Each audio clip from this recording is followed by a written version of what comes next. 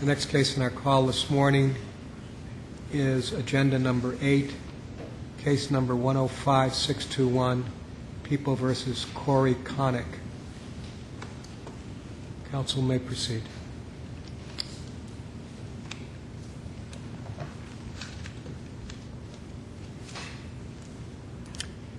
Mr. Chief Justice, Your Honors, Counsel, good morning. Brian Hodes, Assistant State's Attorney from Cook County on behalf of the people of the state of Illinois. In this case, the appellate court erred by finding that Section 22105 of the Code of Civil Procedure did not authorize the trial court to assess fees and costs against petitioner for filing a frivolous pleading which sought leave to file a subsequent or successive petition for post-conviction relief. Just over 10 years ago, in August of 1998, after a mistrial, petitioner voluntarily entered a guilty plea to first-degree murder and attempted armed robbery, in return for which he received sentences of 60 and 10 years, respectively, to be served consecutively. Petitioner did not seek to withdraw his plea, although he did file a motion to reduce his sentence, which the trial court denied for want of jurisdiction. Petitioner then filed his first petition for post-conviction relief, in which he alleged that he had received ineffective assistance of counsel. Specifically, he claimed that his counsel was ineffective for failing to withdraw his guilty plea. The trial court conducted a hearing on this petition and denied petitioner post-conviction relief. Then in 2000, petitioner filed a second petition for post-conviction relief. In this petition, he argued that his sentence was unconstitutional, pursuant to Apprendi v. New Jersey. The trial court duly reviewed this petition and issued an order in which it found the petition to be frivolous and patently without merit, and accordingly summarily dismissed it. Then, in January of 2006, petitioner filed a pleading in which he sought leave to file a third petition for post-conviction relief. The trial court duly reviewed this pleading as well, this time subject to the cause and prejudice requirements codified in the Post-Conviction Hearing Act. The trial court then issued two orders. In the first order, the trial court explained that petitioner had not satisfied either the cause or the prejudice requirements under the Act, and consequently denied petitioner leave to file a third petition for post-conviction relief. In the second order, the trial court applied Section 22105 of the Code of Civil Procedure and assessed fees and costs against petitioner for filing a frivolous pleading, as specifically defined under two sections of Part B of the statute. Petitioner appealed, but he only appealed the second order, the assessment of fees under the statute, fees and costs under the statute, excuse me. The appellate court initially affirmed the assessment of fees and costs made by the trial court, but petitioner then filed a petition for leave, a petition for rehearing based on this court's opinion in People v. LaPointe. The trial court denied petitioner a rehearing, but also withdrew its opinion.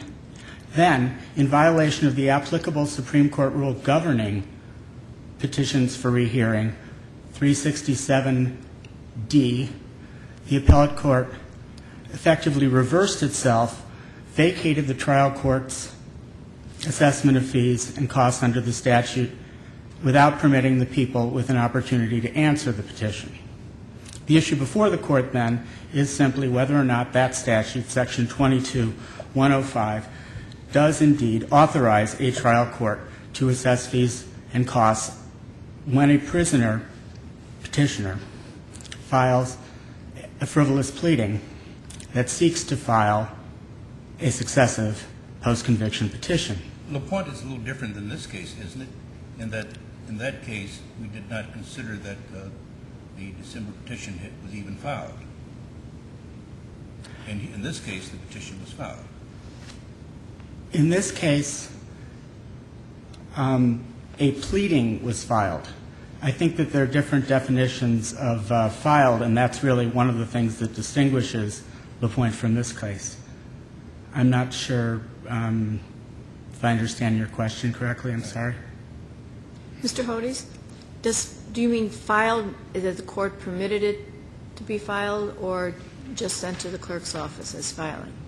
I believe that the statute, our position is that the statute encompasses the latter, which is the clerk, it was filed, which is evident when a clerk stamps it, as this court has recognized since day one, essentially. The position, I believe, of your opponent, of the appellate court, is simply that a petition for leave to file is not filed. It's not filed until the petition is granted. If the petition for leave to file was granted, what would happen is the petition would be filed. If the petition for leave to file would be denied, the appellate court said, well, nothing's been filed, so the statute doesn't come into play. Isn't that kind of what we're dealing with here? That's their position. We would... That's the position we're reviewing, actually, isn't it? Yes. I mean, that's the position that the trial court, that the appellate court ultimately took. So that's the argument that we're reviewing. Yes. And Mr. Hodes, correct me if I'm wrong, is your position as simple as 22105 of the code is broad enough to include any motion or pleading in the case, and that would include a motion for leave to file a petition? Is that basically what this comes down to as far as you're concerned? Yes. Okay. To elaborate a bit, the petition is very widely drafted to that end, and it says what your Honor just said. It says, in fact, it even uses the word purports, which means it doesn't even need to really be clear what exactly it's trying to do, as long as it attempts to do that, to fall within the statute's purview. And the plain meaning of the words indicates that the petition for leave to file the petition in this case was filed. And that LaPointe only addressed whether a petition is properly filed within the narrow confines of 122F? Yes.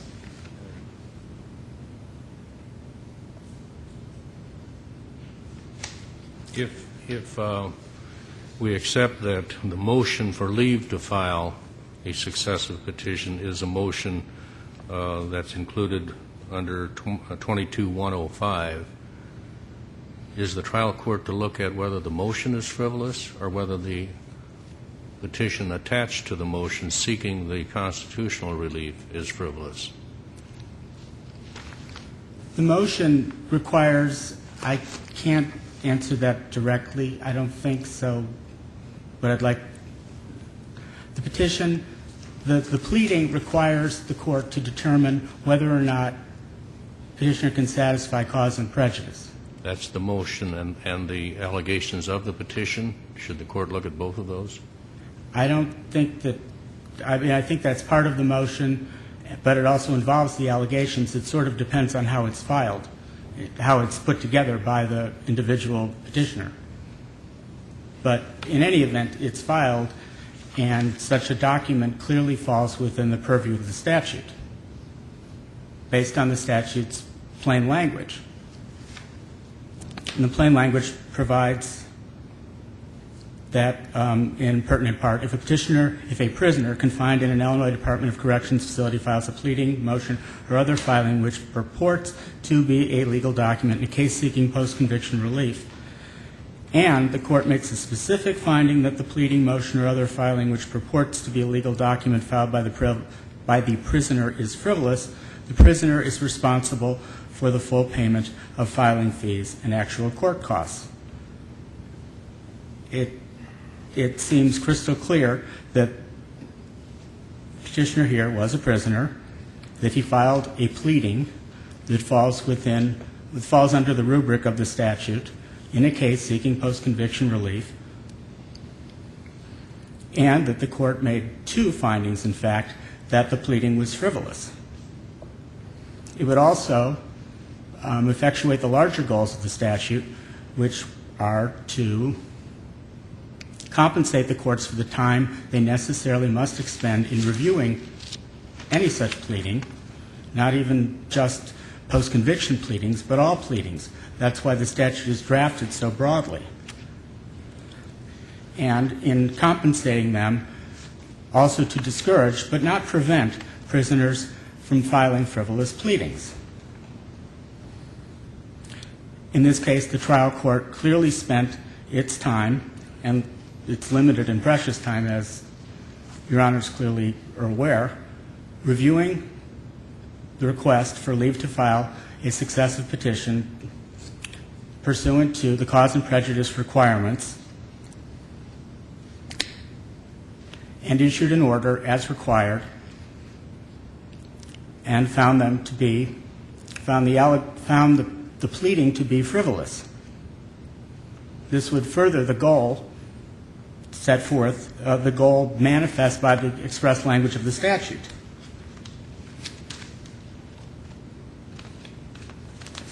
In its second order, which vacated the trial court's order, the appellate court essentially ignored the plain language of the statute and violated one of the cardinal rules of statutory construction by reading into it an exception.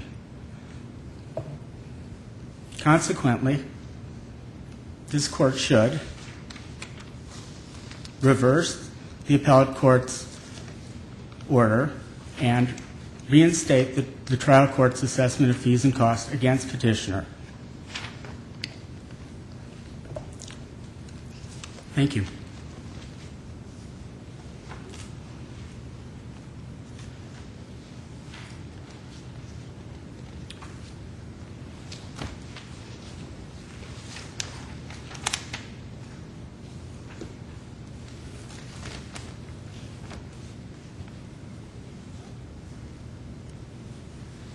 May it please the court, counsel.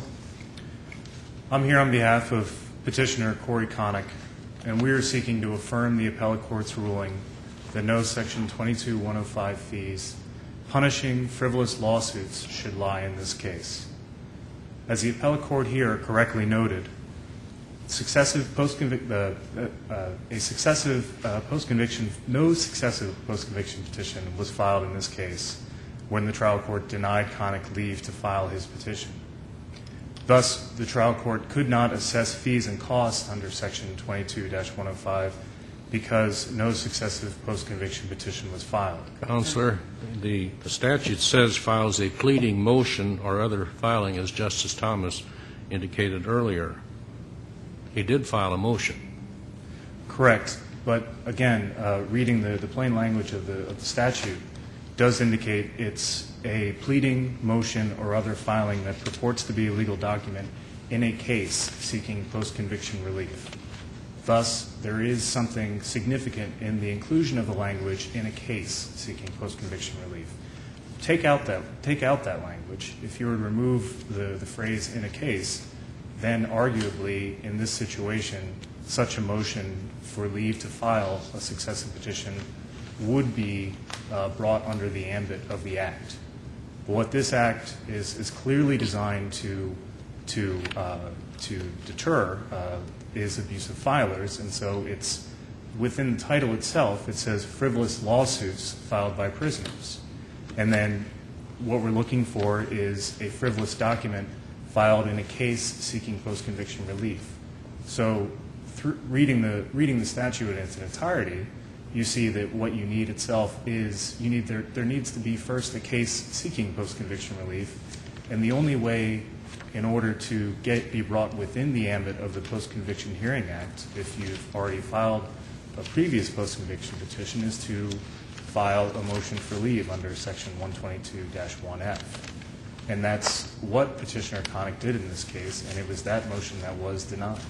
So if in every case a motion is denied, fees can never be assessed? Well, I believe that my initial answer would be that under the reading of the Act, I don't believe that fees should be applicable when that motion is denied. The legislature has not created the possibility for fees because they've only put this in for lawsuits and where there is already a case seeking relief. Would it then be that under your rationale, the fees could only be assessed in a first post-conviction petition that was frivolous, which doesn't require a motion, because that is a case? Certainly not. I do believe that it could apply to a successive post-conviction petition. It would be once leave is granted. At that point, under the cases that have been interpreting this Court's decision in LaPointe, and also a case that immediately preceded LaPointe, DeBerry, what's required is first the petitioner is required to demonstrate cause and prejudice in order to be allowed leave to file.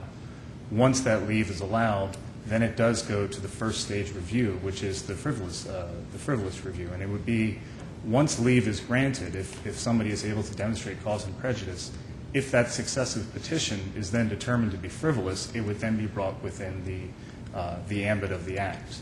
But it would be based on the Act as it reads currently.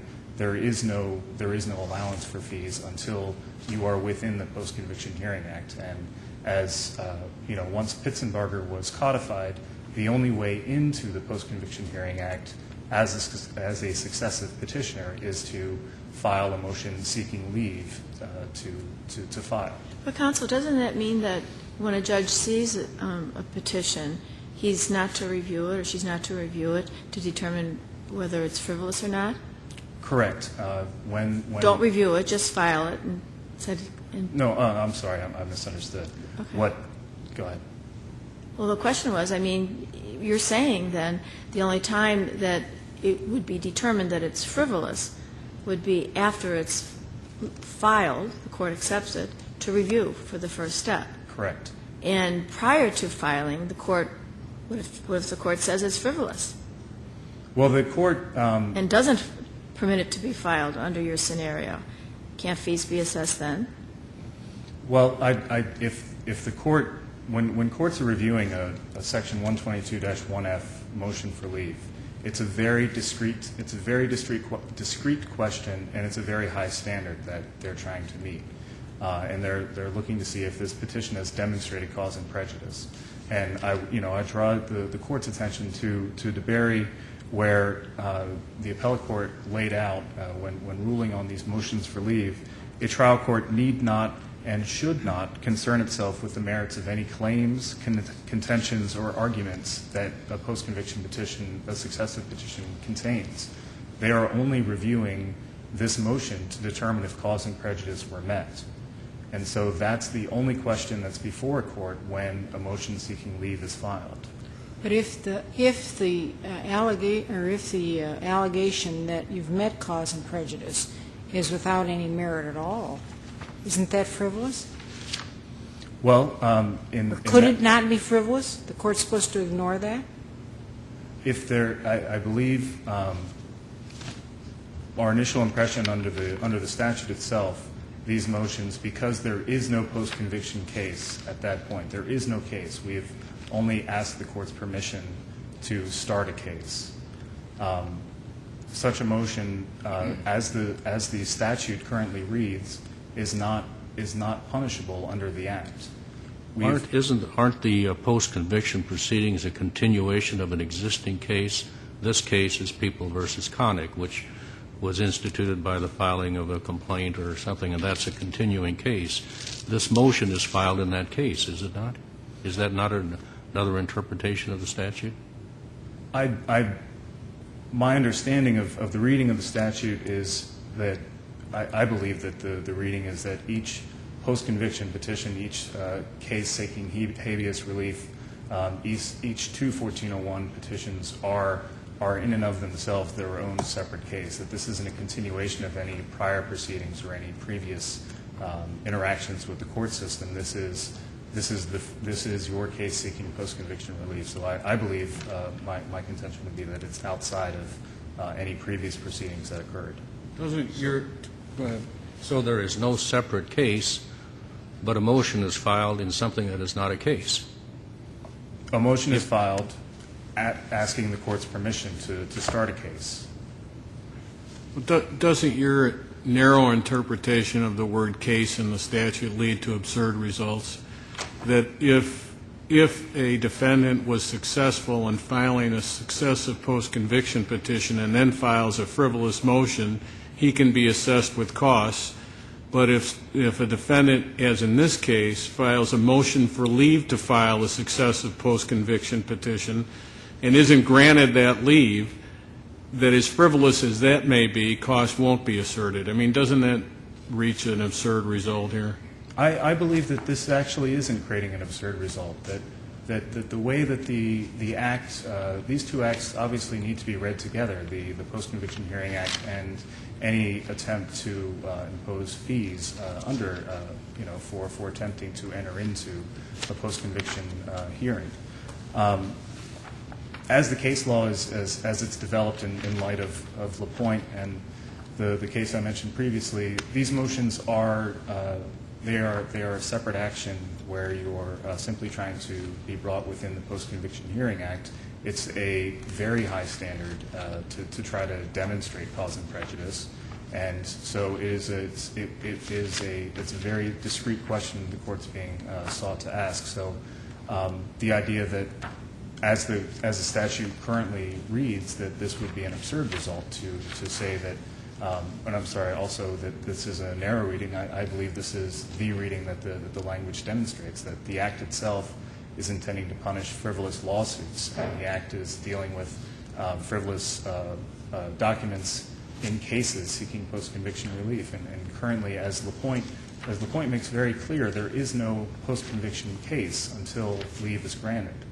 And I think this has created for the lower courts a very clear line that when you're dealing with the limited question of whether or not leave is allowed, that's a separate that is not brought within the aspect of the Post-Conviction Hearing Act, because you aren't within the Post-Conviction Hearing Act until you've satisfied cause and prejudice.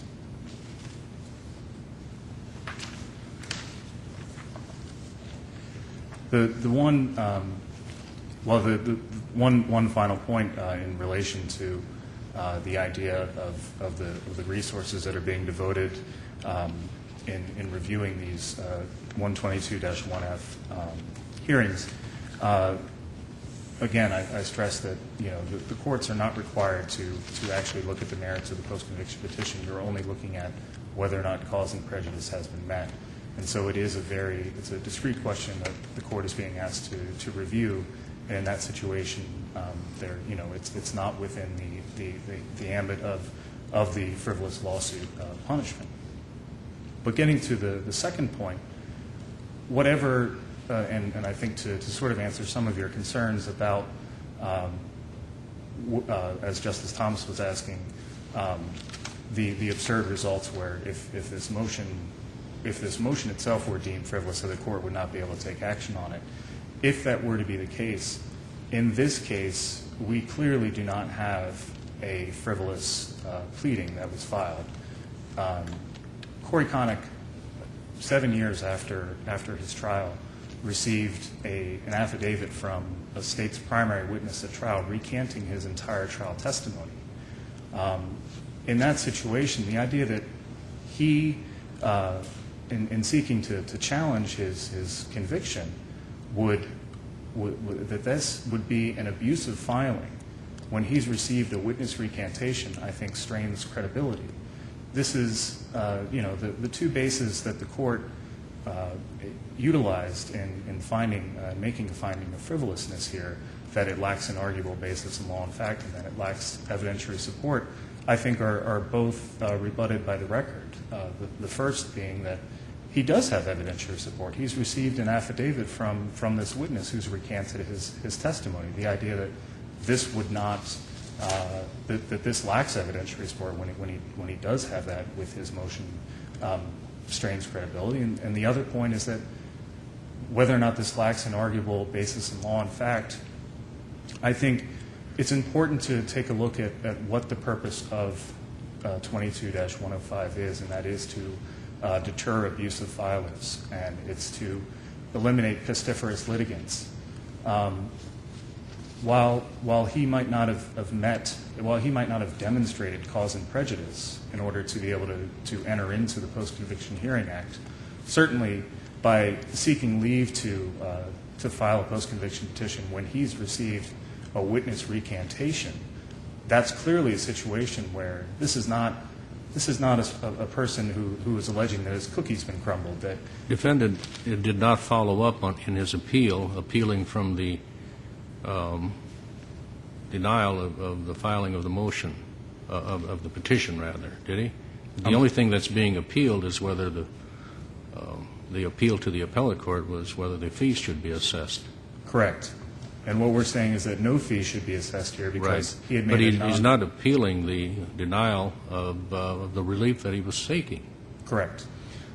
Are you saying then, and I don't want to belabor the point, but are you saying that if the trial judge here had granted the motion to file and then found the petition to be frivolous, the fee could be assessed?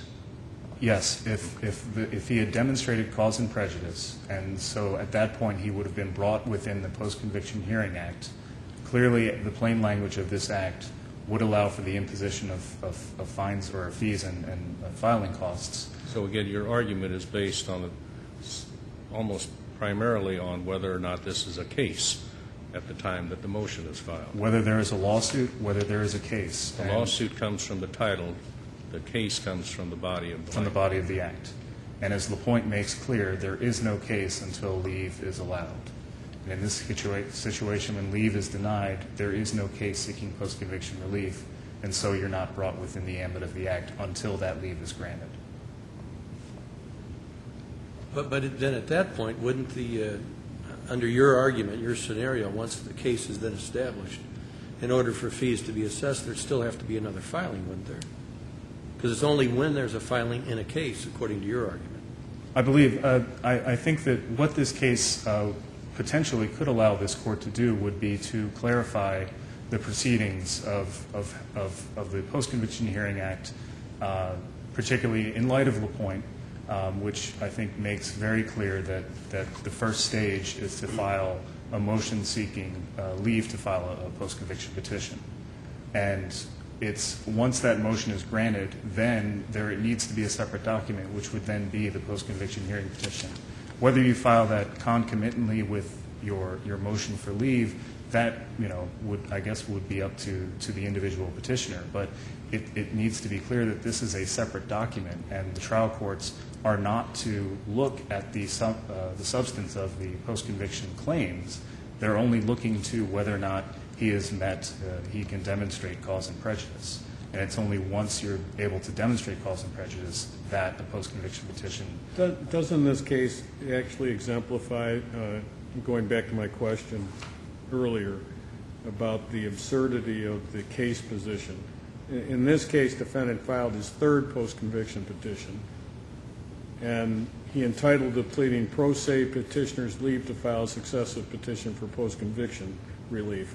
The court at that point had had enough and then denied leave for the third and also entered the order that assessed costs.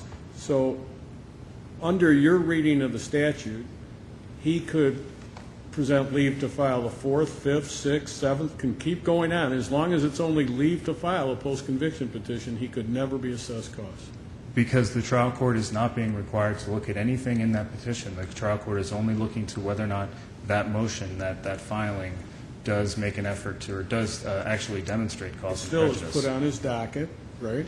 Correct. Right? There's another attorney on the other side that comes in. Well, I don't believe there would be an attorney in that situation. Yeah, and you're correct. In that situation, there wouldn't. But at least it's on the court's docket. Correct.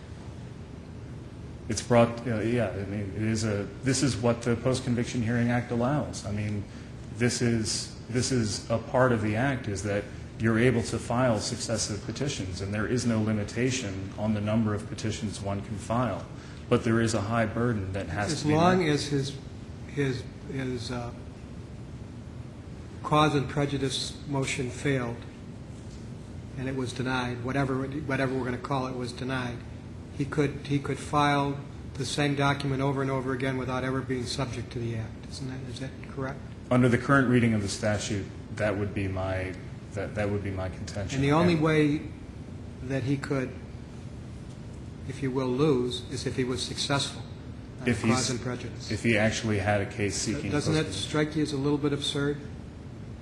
I don't believe that it is absurd, because this is a situation where the court, a petitioner is permitted to file as many successive petitions as possible, or as necessary.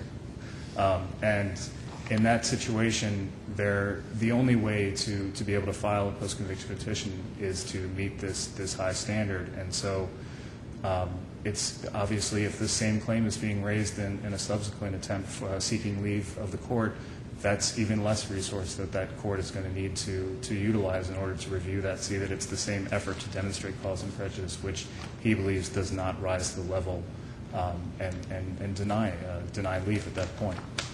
And I don't think that this is, again, when the legislature was attempting to introduce this, when they were putting this into play, what they were concerned with would be the pestiferous litigants. And what we have here, Conick is not. Conick has received a witness recantation, and the idea that we would seek to punish this attempt to work within the Post-Conviction Hearing Act by punishing him for attempting to demonstrate cause and prejudice, where the trial court felt that it didn't rise to the very high level that was necessary, I believe would not be fair under this case.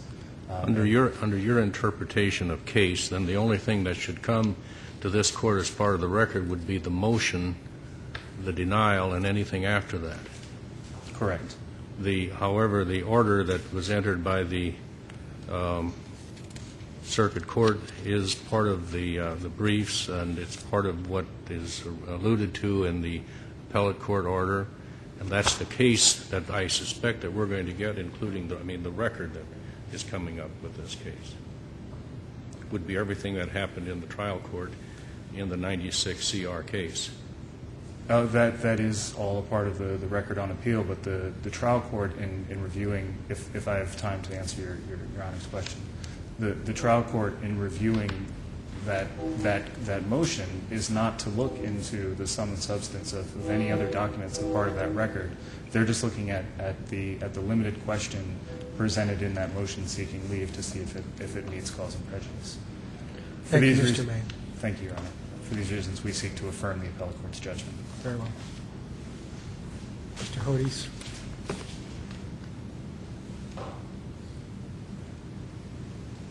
Thank you. I just want to clarify, I don't believe I was clear in answering Justice Carmeier's question about the cause and prejudice review, which also is responsive to some of the things that counsel just stated. Specifically, the cause and prejudice review is what the court undertook in this case, and what it undertakes when a petitioner files a motion for leave to file a successive petition. It is a different analysis than a pure merits, but it is by no means a simple or even necessarily a discrete one. In order to determine whether cause and prejudice has been satisfied, the court does, in fact, have to look at the record, because the court has to determine whether the allegations could have been raised earlier and what exactly prevented those allegations from being raised in a timely fashion. And that's just cause. Prejudice would require that the court determine whether or not those allegations were likely to succeed in the context of the overall case. In a certain respect, it is actually a far more cumbersome analysis that involves the court expending more of its time. And it does involve looking back at the entire case, if we must use that word, of this particular or a particular petitioner who files a request seeking leave to file a subsequent post-conviction petition. Next, I want to point out that petitioner's argument with respect to the merits, I guess, or the fact that he did satisfy cause and prejudice was as noted, not argued on appeal, and there was no cross appeal on this issue. Finally, the trial court was, in fact, correct in the first place. In this case, petitioner entered a guilty plea, thus nullifying anything that occurred beforehand, such as the mistrial and the alleged and what would or would not have happened had the witness not testified in a certain way during the mistrial. Anything that occurred in that mistrial is irrelevant at this point in a legal sense. And the trial court properly recognized and explained this because he entered a voluntary guilty plea 10 years ago. It also, finally, petitioner's cases discussing LaPointe, none of those cases have anything to do with the statute at issue here, which, as petitioner agreed, at least in his briefs, and as the appellate court recognized, concerns Section 22105. Every case that is considered this statute has actually, every published case, has found it applies to post-conviction petitions. And two of them specifically address successive post-conviction petitions and affirm the trial court's assessment of fees against petitioners for filing frivolous pleadings.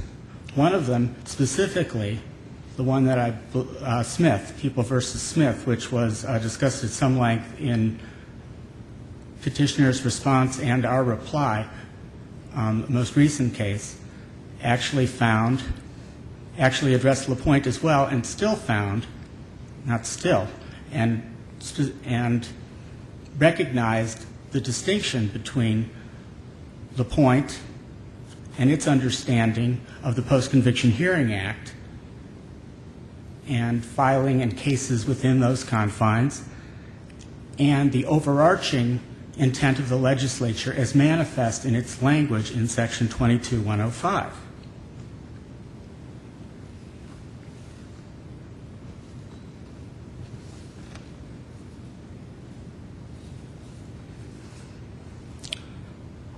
For the reasons set forth before, as well as in our briefs, I would again request that this court reverse the appellate court and affirm the trial court's proper assessment of fees and costs under the statute. Thank you.